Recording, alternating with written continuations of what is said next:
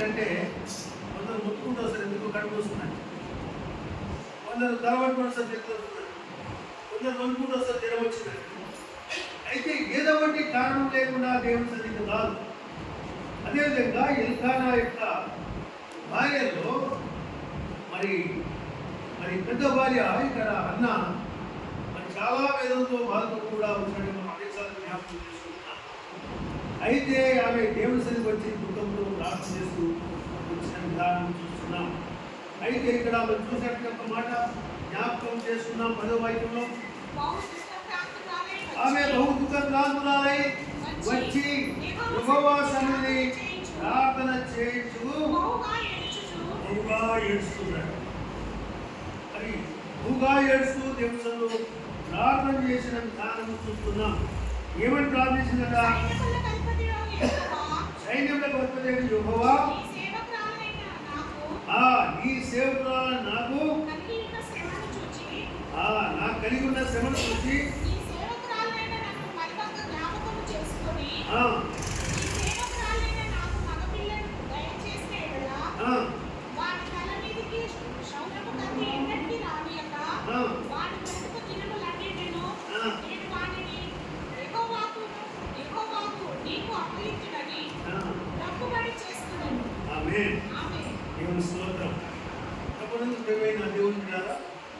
ప్రత్యేకమైన కారణాన్ని ఇక్కడ మనం చూస్తున్నాం.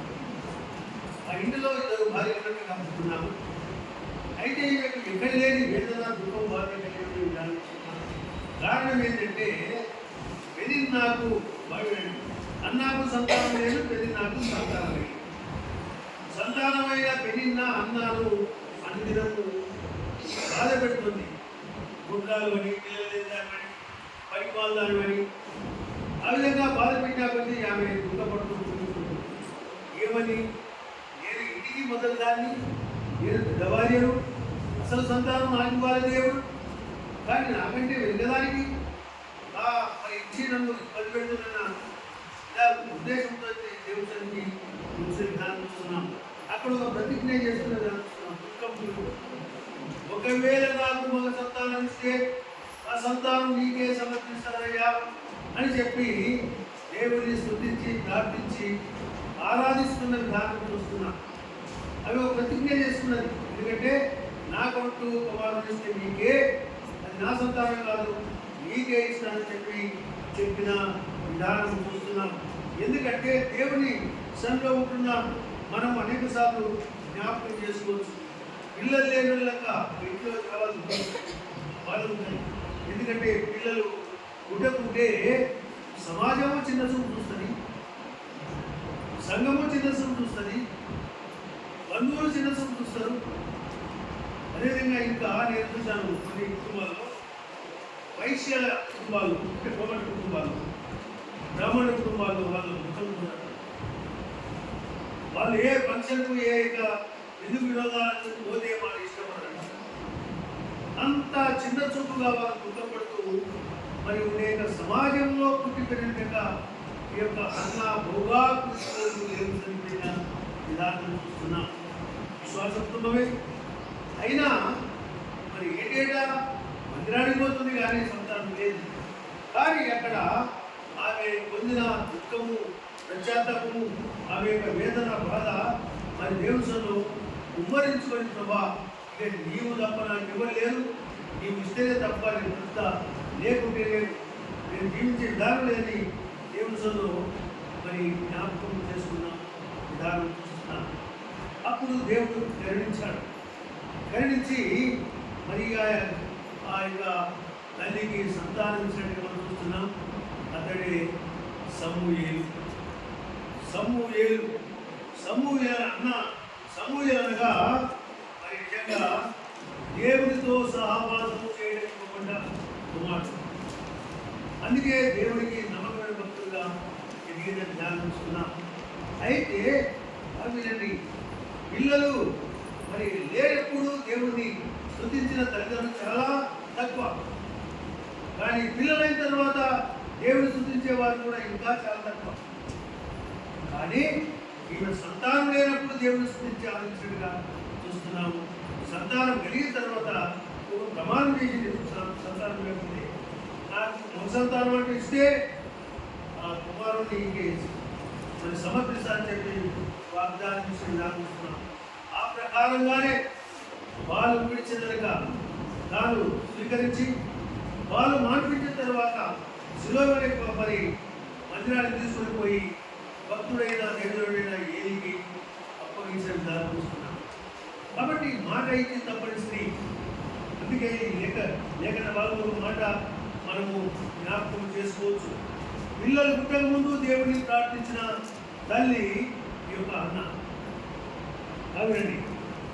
కాబట్టి ప్రార్థన చేసింది, కుమారుణ్ణి పొందుకున్నది. కుమారుణ్ణి సమూయేలు పేరు పెట్టింది. ఆ 1:20 మనం చూసినట్టే చూడండి. 1:20 చూసినట్టే కనుక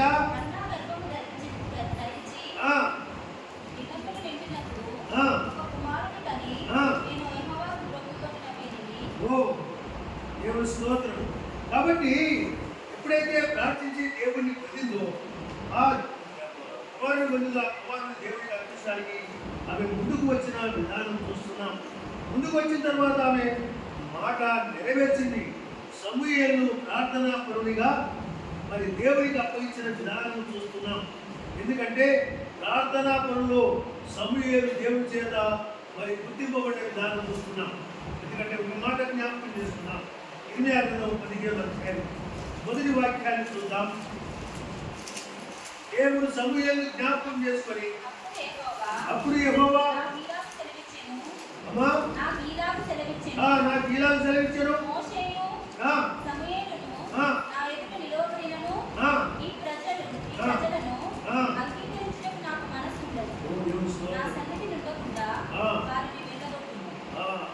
ఆ రోజుల్లో సమూయేలు జన్మించిన రోజుల్లో దేవుని కుటుంబంలోనే అంటే యాజకుడి కుటుంబంలోనే మరి విశ్వాసం లేదట. ఎందుకంటే ఏది కుమారుడే ఆజ్ఞను అతిక్రమించి పాపాత్ములుగా మిగిలిపోయిన రోజులు. కాబట్టి యాజకుడి కుటుంబమే దిగజారిపోయిన తర్వాత సంఘము సావాసం అంతా తప్పిపోయిన విడుదలే మిగిలిపోతున్న రోజులు. అప్పుడు ఇక్కడ చెప్పినట్టు ఒక మాట దేవుడు జ్ఞాపకం చేసుకున్నాడు. ఏమని? నా ఇల్లంతటి నమ్మకమైన మోషే గాని నాతో కలిసి నా సంగతి అనుభవిస్తున్నాం. సమూయేలు గాని నా ఎదుట నిలబడి వారి కొరకు నాకు నా సన్నిధిలో విజ్ఞాపన చేసిన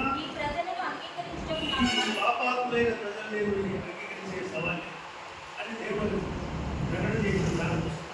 ఎందుకు? ఆ రోజుల్లో పాపం విస్తరించింది, మరి భూమింతా ఆగిపోయింది. కానీ ఇద్దరు భక్తులు దేవుడు నిలబడ్డారు. అందుకే దేవుడు వారిని జ్ఞాపకము చేసుకున్న విధానం చూస్తున్నాం. అందుకే అంటున్నాడు మరొక మాట కీర్తన 99:6 చూద్దాం.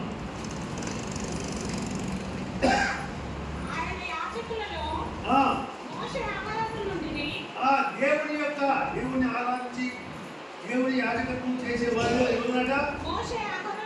మోషే ఉన్నాడు, ఆరోను ఉన్నాడు. దేవుని సన్నిధిలో దివారాత్రులు ప్రార్థన చేసే వారిలో సమూయేలు కూడా ఉన్నాడు. ఇక్కడ దేవుని సన్నిధిలో మొదలుపెట్టి స్తుతించి ఆరాధించే ముగ్గురు మోషే, ఆరోను, సమూయేలు. అంటే ప్రార్థనా పరులైన అన్న కుమారుడు దేవుని లెక్కలోనికి వచ్చాడు. మోషే మొదటి నమ్మకస్తుడైన మోషేతో మరి దేవుని యొక్క ఆజ్ఞను పొంది ఇశ్రాయేలు ప్రజలకు నాయకత్వం వహించిన ఆరోనుతోనూ అన్నా కుమారుడైన మరి సమూయేలు సమకూర్చిన విధానం చూస్తున్నాం. అంటే దేవుని దృష్టిలో భక్తులైన వారు ఎప్పుడు కూడా దేవుడు మర్చిపోడు. కాబట్టి మోషేను జ్ఞాపకం చేసుకున్నప్పుడల్లా సమూయేలు జ్ఞాపకం చేసుకుంటున్న విధానం చూస్తున్నాం. ఎందుకంటే పిల్లలు పుట్టక ముందే సంతానం కొరకు ప్రార్థించి సంతానం మరి కని దేవుని కొరకు ప్రమాణం చేసి అప్పగించి మరి పెంచి పోషించిన బిడ్డలు ఏ విధంగా ఉన్నారంటే మోషే కొరకు ఇక మీద ప్రార్థన చేస్తున్నారు. మోషే కొరకు ప్రార్థన చేసింది, సమూయేలు కొరకు అన్న ప్రార్థన చేసింది, ఏలియా కొరకు అది ప్రార్థన చేసింది. కాబట్టి ప్రార్థన పూర్వకంగా కొన్న కనుక మరి కుమారుడు దేవునికి నమ్మకమైన యాజకులుగా దేవుని ఆరాధించి అనేకలను ఆరాధన నడిపించిన దైవజనులుగా గుర్తింపబడే విధానం చూస్తున్నాం. అనేక సార్లు అనేక సందర్భాలు మనం బాగానే ఉంటాము, మన పిల్లలు ఉపయోగిస్తాం, మనం బాగానే ఉంటాం అనుకుంటున్నాము, మన దేవుని యొక్క వాక్యాన్ని నిలబడదు, మనం బాగానే ఉంటున్నాం అంటాము, క్రమానికి నిలబడదు, మనం బాగానే ఉంటున్నాం అనుకుంటున్నాము కానీ దేవుని వాక్యానికి భయపడము. ఎందుకు అంటే విశ్వాసం నుంచి అనుకుంటున్న రుజువులు మనం అక్కడ గమనించవచ్చు. కాబట్టి దేవుని నిజమైన మనం గమనించాలి. చాలా ఈ సబ్జెక్టును కొనసాగిస్తే ఒక గంట అని ఆరాధన వాక్య భాగంగా దీన్ని గురించి మనం ముందుకు పోదాం. ఎందుకంటే పిల్లలు పుట్టక ముందు ప్రార్థించి దేవునికి అప్పగించిన తల్లులు ఉన్నారు, మరి పిల్లలు పుట్టిన తర్వాత ప్రార్థించి దేవునికి అప్పగించిన తల్లులు కూడా ఉన్నారు.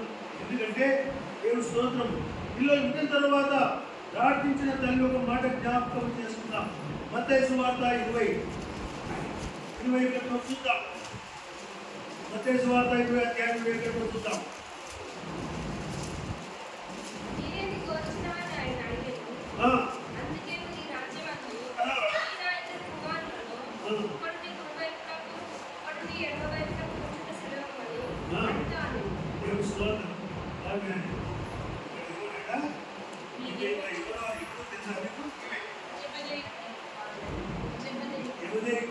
తల్లి యాకోబు యోహాను తల్లి, ఈమె తన కుమారులకు ఎంత ఆశ కలిగి యేసుక్రీస్తు పరలోకము వాసులై ఉన్నప్పుడు ఆ యొక్క పవిత్రమైన ఆ లోకములో ప్రభుని యేసుక్రీస్తు యొక్క ఇరువైపులా, ఆయన సింహాసనం ఇరువైపులా నా కుమారుడు యాకోబు యోహాను ఉండాలయ్యా అని ప్రభువులు కోరుకున్నది. అవునా చంద్రబాబు కోరుకున్నది అంటే ఆ తల్లి కుమారుల పట్ల ఎంత ఆశ కలిగి, ఆసక్తి కలిగి, నమ్మకం కలిగి వారిని ఏ స్థితిలో చూడాలని ఆశ కలిగితో మనం గమనించవచ్చు. మనం పిల్లగంటాం, నాకు విజయ అనేది బాగుంటుంది, లేకపోతే లాయర్ అయితే బాగుంటుంది, లేకపోతే బాగుంటుంది, లేకపోతే బాగుంటుంది. కానీ దేవుని అందు విశ్వాసం ఉన్న భక్తురాలు కోరుకున్నదంటే నా పిల్లలు దేవునికి అనుకూలంగా ఉండాలి, దేవుని సన్నిధిలో ఉండాలి, దేవుని సమీపంలో ఉండాలి, దేవుడితో కలిసి ఈ లోకంలో కాదు పరలోకంలో కూడా ఎడబాయకుండా దేవుడితో ఉండాలి యొక్క ఆశ కలిగిన తల్లుల యొక్క విశ్వాసాన్ని మనము ఇక్కడ గమనించినప్పుడు నిజంగా మన పిల్లలను ఏ ఉద్దేశంతో, ఏ ఆలోచనతో ఈ లోకం మన కొరకే ఉండాలని ఆశపడుతున్నామా, లేక ఈ లోకంలో దేవుడితో కలిసి పరలోకంలో దేవుడి సింహాసనం ఎదుట వారు ఉండి చూడాలని ఆశపడుతున్నామా, ఏ తల్లిదండ్రులైనా ఆశపడుతున్నారా అనే ప్రశ్న వేసుకుంటే ఇది మనం ఎక్కడ కూడా అనుకోలేదు. కాబట్టి రెండు విషయాలు జ్ఞాపకం చేసుకోవచ్చు. ఒకటి, పిల్లలు పుట్టక ముందు ప్రార్థించి దేవుడికి అప్పగించిన తల్లి. రెండవది, పిల్లలు పుట్టిన తర్వాత ప్రార్థించి దేవుడికి అప్పగించిన తల్లి. మూడవది పిల్లలు చావక ముందు ప్రార్థించిన తల్లి కూడా ఉన్నది. ఎందుకంటే ఇది రెండో భాగం అనుకోలేదు, అర్థ వాక్య భాగంలో మనం గ్రహించి ప్రభుత్వం స్తుతించాలి తీసుకుంటున్నాం. కాబట్టి ఇక్కడ చూసినప్పుడే మరి పిల్లలు చావక ముందు ప్రార్థించిన తల్లి ఒక మాట ఆదికాండం 21:16 చూద్దాం.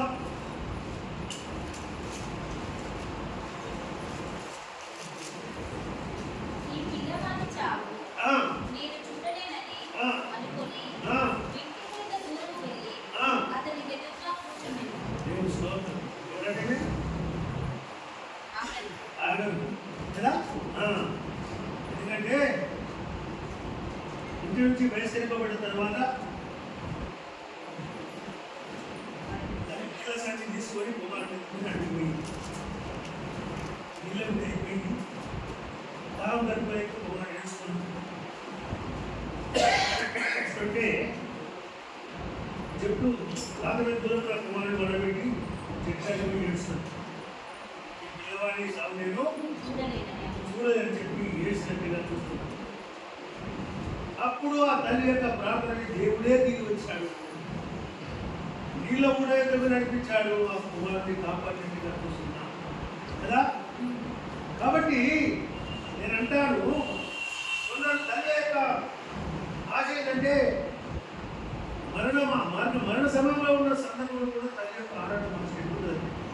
ఆ కొడుకు కాపాడుకోవాలి, సాగు చెప్పి మరి బాధపడి దేవుడిలో ప్రార్థించి దేవుని ఆలోచించి దేవుడికి ఆశీర్వాదం ఉంది దక్కించుకున్న పిల్లలు తల్లిదండ్రులు లేకపోతే అందుకే అంటున్నాడు విలాప వాక్యం చివరిగా అంటున్నాడు. విలాప వాక్యం 2:19 చూసినట్టుంటే వచ్చని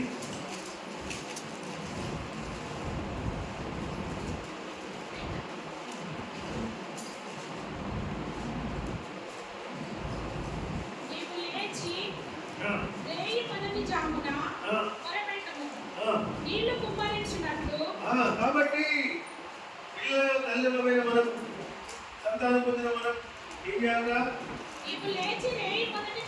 అనేక జీవితంలో అనుదిన ప్రాముఖ్యమైన కార్యక్రమం ప్రత్యేకించుకొని ప్రతిష్ఠించుకొని దాని జీవితకాలం అంతా నెరవేర్చేవారుగా కొనసాగించేవారు ఉండాలి.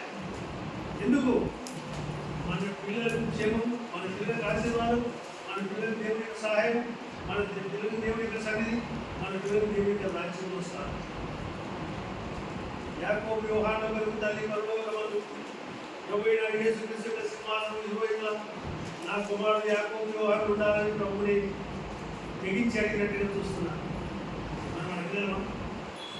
ఎందుకు అడిగింది? కుమారుడు అప్పగించింది, సంతోషంగా అడిగింది, స్వేచ్ఛగా అడిగింది. మనం అప్పగించలేము, అడగలేము, ఆ స్థలాన్ని మనం పొందలేము. అందుకే ఎట్లా కాబట్టి దేవుడి మనము లేచి జామున ప్రభు సన్నిధిలో మొదటి జామున దేవుడి సన్నిధిలో మనం ఏం చేయాలట? మొదలుపెట్టుము ప్రార్థనలో నీ హృదయాన్ని నీళ్ళకుండా ఉమ్మరించినట్టుగా నీ హృదయంలో ఉన్న దుఃఖమును, ఆరాటమును, ఆవేదనను, అంగలార్పును దేవుడి సన్నిధిలో నీవు కుమ్మరించు అని చెప్పి ప్రభు సన్నిధి హృదయమును